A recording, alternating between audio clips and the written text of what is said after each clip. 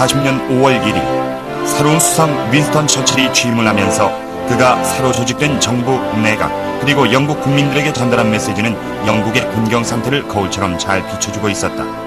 영국은 나치당을 위협할 만한 어떤 조치도 취할 수 없으리만큼 무력한 상태였기 때문에 처칠 수상 또한 신속하고 쉬운 해답을 제시할 수 없었다. 그는 적국과의 어떠한 형태의 협상도 하려 하지 않았다. 그는 그저 정말로 열심히 노력하겠다는 말밖에 할 말이 없습니다 라고 말할 뿐이었다. 처칠은 영국의 전투력이 노르웨이와의 전투에서 패해 큰 위기를 맞고 있을 때 집권을 했다.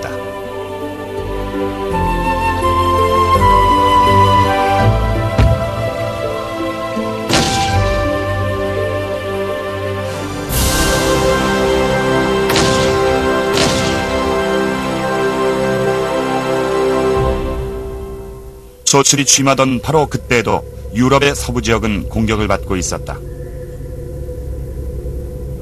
독일군은 유럽 서부 전역에 걸친 공격을 감행했고 스위스까지 공격을 받게 됐다. 북부에선 독일군이 네덜란드와 벨기에에 침입하는 상황이었다.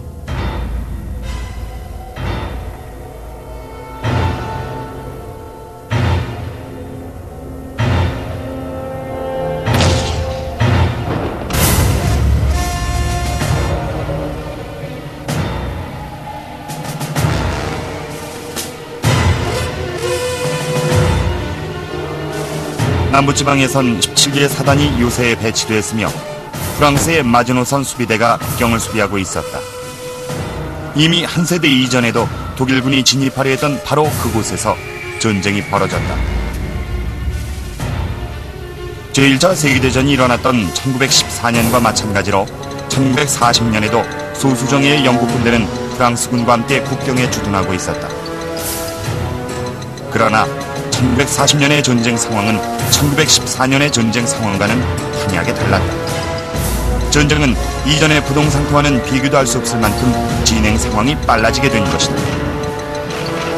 최전선은 하루에 수십 마일이나 이동하게 돼 더 이상 최전선이란 말의 의미가 없어지게 됐다. 방금 전에 안전지대라고 여기던 후방이 이내 공습에 휘말리는 일이 일비재했다. 이러한 전쟁을 두고 이웃 사람들은 전격전이라 불렀다. 전격전이란 단어는 20세기에 새로 등장한 단어로서 1939년에 처음으로 사용되기 시작해 그 이후로 전 세계에 통용되는 말이 됐다. 번개 같은 전쟁이란 뜻의 전격전은 기존의 전투와는 확연히 다른 형태의 전쟁이다. 제2차 세계대전 중에 발생한 수많은 사건들과 더불어 전격전이란 단어가 등장하게 된 연유를 알아보기 위해서는 먼저 제1차 세계대전 때의 전쟁의 양상이 어떠했는지를 살펴볼 필요가 있다.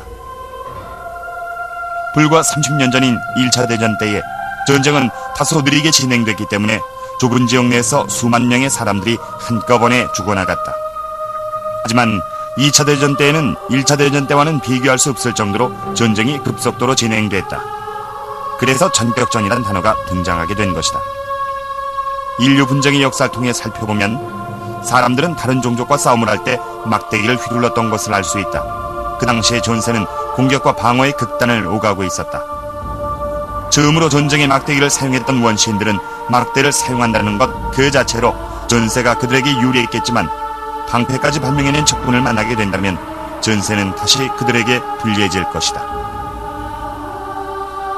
이러한 공격대 방어의 주기는 인류 전쟁의 역사에 걸쳐 현재 이르기까지 계속 반복되고 있다.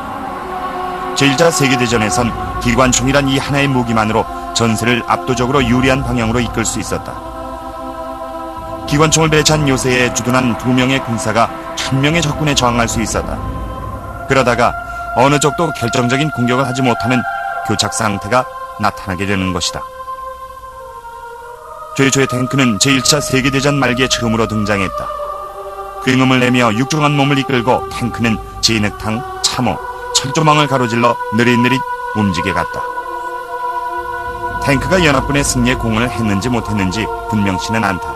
그러나 제2차 세계대전을 이끌었던 많은 지도자들이 1914년의 기억과 그 전쟁의 영향에서 벗어나지 못하고 있었다. 1차 대전에서 양쪽 군대 장군들은 절망 상태에 빠져 아무런 생각도 없이 소모전에 의존하기도 했다. 그 당시의 전투는 적군을 패배시키고 적군의 병사들을 단순히 죽이는 것만으론 부족했다. 전쟁의 목표는 적군의 씨를 완전히 말려버리는 전략이 중심이 됐던 것이다. 제1차 세계대전이 끝났을 때 전 세계의 역사학자들과 군사 이론학자들은 1차 세계대전으로부터 어떤 교훈을 얻고자 했다. 승자는 항상 지난번 전쟁에서 사용했던 전략과 무기를 사용하면 다음 전쟁에서도 이기게 될 것이라고 생각하는 경향이 있다. 프랑스의 경우는 1차 대전에서 전쟁에 있어 방어가 더 중요하다는 교훈을 얻었다. 프랑스의 경우엔 전쟁의 승리에 있어서 기관총의 사용과 참호 속에 은신하고 있던 병사들의 도움이 컸던 것이다. 프랑스는 독일과의 국경에 방어선을 침으로써 자국을 방어하려는 노력을 했다. 이것이 바로 마지노선이다. 보다 정확하겐 콘크리트와 강철로 둘러쳐진 서부 전방 요새라 말할 수 있다. 마지노선 아래엔 방어용 지하도로와 소형 철로 시스템, 막사로 쓰이는 깊은 벙커가 있었다. 영국과 프랑스의 승리부대는 탱크와 항공기는 기존 전투 방식에 적합한 또 다른 형태의 무기로 인식됐다. 탱크는 기갑부대에 소속됐다. 탱크는 보병을 지원하기 위한 수단으로 이용했던 것이다. 하지만 탱크의 진행 속도는 보병이 걷는 속도와 다름없었다. 말이 사람이나 무기를 싣고 이동하는 속도와 같았던 것이다. 탱크는 기관총의 성능을 능가하는 것이 목적이었다. 탱크를 이용함으로써 보병들은 지속적으로 걷지 않아도 되기 때문에 체력을 보충할 수 있고, 기병들은 전속력으로 달려가 적군을 공격할 수 있도록 하는 것이 애초의 목표였다. 영국과 프랑스가 탱크의 사용을 탐탁찮게 생각했다고 보는 것은 큰 오산이다. 사실 영국군과 프랑스군은 탱크를 많이 사용하고 있었다. 영국과 프랑스군의 패배 요인은 사령관들의 마음과 전쟁에 대한 이론과 아이디어에 있었다. 영국과 프랑스의 공군력은 공군 병력 하나만으로 전쟁에서 승리할 수 있다는 미래지향적인 이론에만 골몰하고 있었다. 끊이지 않는 폭격기가 인구와 산업 중심부를 파괴시킬 수 있는 그런 상황에서 공군 병력을 투입해야 한다고 생각한 것이다. 영국과 프랑스 공군 장교들의 이런 생각은 변하지 않았다. 그들의 공군 병력은 독립적이며 육군 장군이나 해군 대장의 간섭으로부터 어떤 간섭도 받지 않는다고 말했다. 영국과 프랑스는 제1차 세계대전의 승리자였다. 독일은 1차 대전 결과 전 국가적인 재난을 겪게 됐다.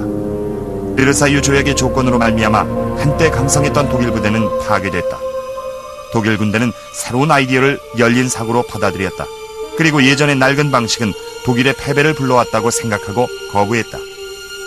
나치즘, 국가적 사회주의는 열린 자세로 근대 이론과 아이디어를 수용하는 새로움의 이데올로기를 미래 정치상으로 정립했다. 바로 이러한 수용적이고 유연한 환경에서 새로운 기술이 실현돼 전격전이 탄생할 수 있었던 것이다. 전격전의 핵심은 무장 기갑부대를 만들어내 가장 빠른 속도로 모든 요소들이 일제히 제 기능을 발휘할 수 있도록 하는 것이다. 보병대와 포병대가 기계화돼 탱크의 기능을 따라잡을 수 있는 공수병과 낙하산병이 적군의 전선을 넘어 착륙해 작전에 돌입할 수 있는 공군이 육군이나 해군과 독립대 작전을 벌이는 것이 아니라 모두 협력해 서로 원조해 줄 수 있는, 항공기가 지상군의 공격을 지원해 적군의 전략적 요새와 군사 집결지, 물품 수송지 등을 공격할 수 있도록 설계되어 있는 시스템을 갖춘 전쟁이 전격전인 것이다. 독일의 루프트와페는 이러한 전격전의 모습을 나타낸 항공부대다. 1940년대 후반에 그 조직의 결함이 전 세계에 밝혀지게 됐지만 초여름 시의 루프트와페는 그 힘과 유효성에 있어 최고의 전성기를 누렸다. 나치 행정부는 전쟁에 적극적으로 참전하겠다는 강경한 의지를 기반으로 무척 효율적이고 기술적으로 진보된 항공기 단몇대만을 생산하는 데 심혈을 기울였다. 그에 반해 영국과 프랑스 공군은 여러 종류의 항공기를 보유하고 있었는데 그 중엔 너무 오래돼 쓸모가 없는 것들도 있었다. 독일에선 육군에서 공군으로 옮겨가는 일을 아주 영광으로 여겼다. 반면 영국과 프랑스에선 육군에서 공군으로의 전향이 명예롭지 못한 일이었다. 전격전은 전쟁의 수단에 있어서는 매우 근대화된 모습이었지만 전쟁 이론에 있어서는 아주 고전적인 이론들을 그 중심에 두고 있었다. 과거의 위대한 사령관이었던 알렉산더 대왕이나 징기스칸, 나폴레옹과 같은 사람들도 모두 이해할 만한 이론을 근거로 하고 있었다. 전격전은 적군에게 부상을 입게 하거나 적군을 죽이는 전략이 중심이 되는 것이 아니라 적군의 작전 기지, 전략적 거점을 공격하는 기술에 초점을 맞추고 있었다. 전격전에선 민첩하고 기술적으로 뛰어난 군대가 승리하게 돼 있다. 기갑부대는 독일어로 펜저라고 한다.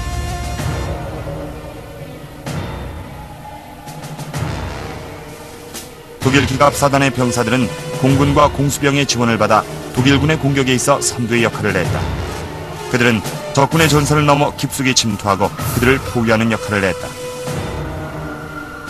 하지만 독일군들이 군사 시스템을 모두 새롭게 개혁한 것은 아니다. 전통적인 모습들도 있었다. 기갑부대에 의해 포위당한 고립군을 처치하는 보병사단이나 기병사단들도 여전히 존재하고 있었다. 독일 기갑부대의 전투, 다시 말해 전격전은 적군들의 악몽을 현실로 나타나게 했다.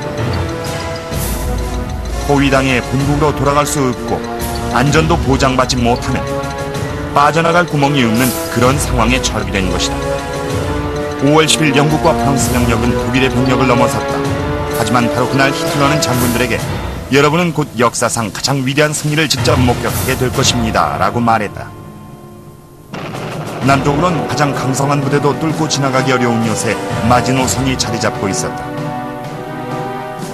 바로 이 요소에서 프랑스는 독일군의 공격을 받게 된다.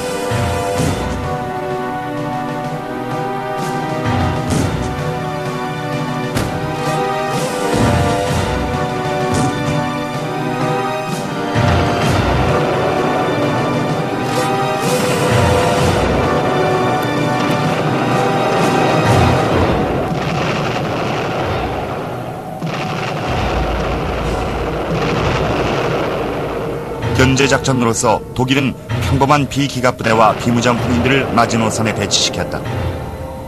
마지노선은 벨기에 전선까지 뻗어있진 않았다. 마지노선 건너의 프랑스 북부 지방엔 최고의 프랑스 부대와 영국군이 하나도 빠짐없이 배치돼 있었다. 그들은 독일군이 마지노선을 우회하거나 측면을 공격해 뒤쪽으로 치고 들어와 프랑스로 진격하지 못하도록 수비를 하고 있었다. 독일은 1914년에 중립국 벨기에를 침공해 프랑스까지 진격한 적이 있었다. 그러나 1940년에 독일은 더 북단까지 치고 들어와 네덜란드와 벨기에 북쪽까지 진격하게 됐다. 프랑스와 영국군은 독일의 침입을 저지하기 위해 북쪽으로 따라 올라갔다. 하지만 북쪽 지방을 공격한 것은 독일군의 미끼였고 계략이며 도발품이었다. 독일의 공격은 영국과 프랑스군을 북으로 끌어들여 미끼에 걸려들게 한 후 철저히 파괴하기 위한 이미 계획된 침입이었던 것이다. 서방연합군이 북쪽으로 진격해 들어오자 독일군은 아르덴의 우거진 숲속에 잠복해 있다가 아주 은밀하게 제3의 공격을 감행했다. 이 공격을 위해 독일 기갑부대는 탱크를 기반으로 한 하나의 거대한 편대를 조직했다. 영국과 프랑스군은 숲이 우거진 아르덴 지방에서 탱크는 결코 작동하지 못할 것이라고 생각했다. 하지만 그들의 생각과는 다르게 탱크는 좁은 숲길을 따라 천천히 움직여 나가다가 결국엔 탁 트인 지대로 빠져나올 수 있었다. 이러한 은밀한 위협이 계속되는 가운데 독일은 네덜란드의 북부를 최초로 공격했다. 네덜란드는 본래부터 중립국이었기 때문에 독일군의 공격은 충격 그 자체였다. 네덜란드는 단 10개 사단의 병력이 국가를 수호하고 있었다. 더구나 네덜란드의 병사들은 1830년 이래로 전투에 투입된 적이 없었다. 네덜란드의 공군 병력은 항공기 125대가 고작이었고 독일군이 공격한 지 1시간 내에 이미 절반 이상이 지상에서 파괴됐다. 독일의 공수부대는 네덜란드의 수비를 가볍게 우회할 수 있었다.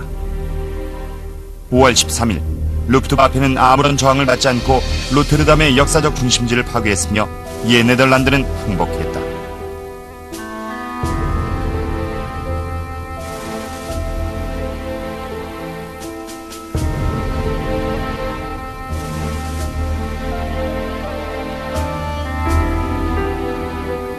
여전히 영국과 프랑스군은 북부로 진격하고 있었다. 히틀러는 다음과 같이 말했다고 한다.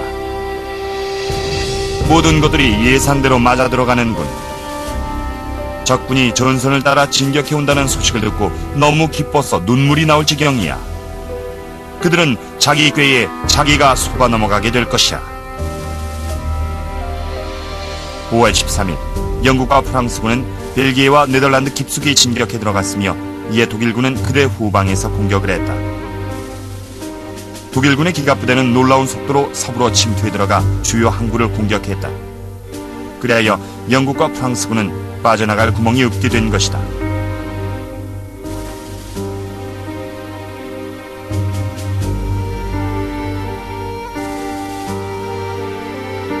(5월 25일엔) 모든 영국군들이 대참사를 맞게 된다. 영국의 원정군이 거의 포위됨으로써 영국군은 큰 위기에 처하게 됐다. 제1차 세계대전에서 원정군은 4년간이나 자국을 철통같이 지켜왔다. 그런데 1940년 단 몇 주 만에 독일의 기갑부대는 빠르게 진격해 들어와 영국 국경을 무너뜨리고 후방에서 선회하며 영국을 포위하겠다는 위협을 하고 주요 항구를 점령함으로써 영국에게 빠져나갈 구멍을 허락하지 않았던 것이다. 그렇게 되면 영국은 모든 군대 병력이 항복하게 될지도 모를 일이었다.